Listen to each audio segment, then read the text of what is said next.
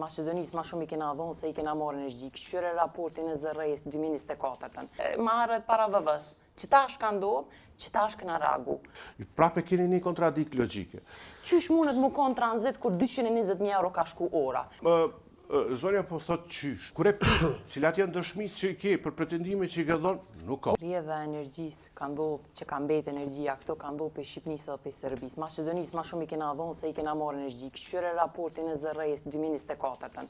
Leni këto muhabete për origjinë të energjisë, se nuk ka sens mu importu energjia nga Danimarka, nga Slovenia. Gjeni, ta bjen energjin për një shteti tjetër, po eksport të energjisë elektrike për Kosovë, edhe në përgjësi Slovenia nuk e ka të listume kur ju e keni listu në dogon. Pra që kjo është anomalia parë që nuk për thoni. So për LDK, ka ndodhë anomalia nisë, që po thuni jo anomali, se kjo është rast mo që është në dyshime, në hetime, më falë. Ka ndodhë në vitin 2024, na kena reagu, na nuk po folim për vitet para historike, ma harët para vëvës. Qëta është ka ndodhë, qëta është këna reagu.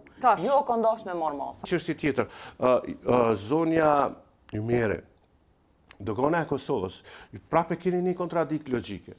Kur po thoni shumë e energjisë e importuar, po i referoni doganës. Në ndërkohë nuk po i pranoni zënat e doganës që thonë që nuk importohet rrymë nga Serbia. Treta, ka dalë kosti me interpretim të sakt që ka tranzicion për shkak të kapacitetit, mirë po nuk ka dëshmi që pjesë të kësaj energjie kanë mbet. E katërta, Kesko, Keku, të gjithë operatorët nuk kanë kontrata, këto do t'i bojnë publike, nuk kanë kontrata me EFT. Kanë me NOA, po jo me EFT.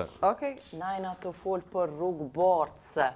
Na nuk jena të folë për kënë lenju ndogona të kush vrjet ashtë, NOA është dikush tjetër. Qa ka ndodhë është nuk ka mundësi teknike, mi ikë në gjatë vitit 2023, 4-5, sidomos 4-5 edhe letë etiketohet kjo, që me bo gjithë këtë import e që ti asë njëherë mos me kalu ka EFT-ja, edhe gjithmona i letë ketë transport. Qysh mundet mu konë tranzit kur 220.000 euro ka shku ora? Qysh arsyeton ti veç tranzit a i po pagu 700 euro megavati në orë? 2025 në po flase, 2024 të në ka shku dheri 800 euro megavat në orë, edhe ju thoni veç për qef të kalën se penive nuk e ka. Pra, zonja po thot qysh, po pyet, kur e pyet, cilat janë dëshmitë që i ke për pretendime që i ke dhënë, nuk ka. Po nuk ka mundësi teknike, po jo, po s'ka mundësi teknike si janë megavat që i kanë.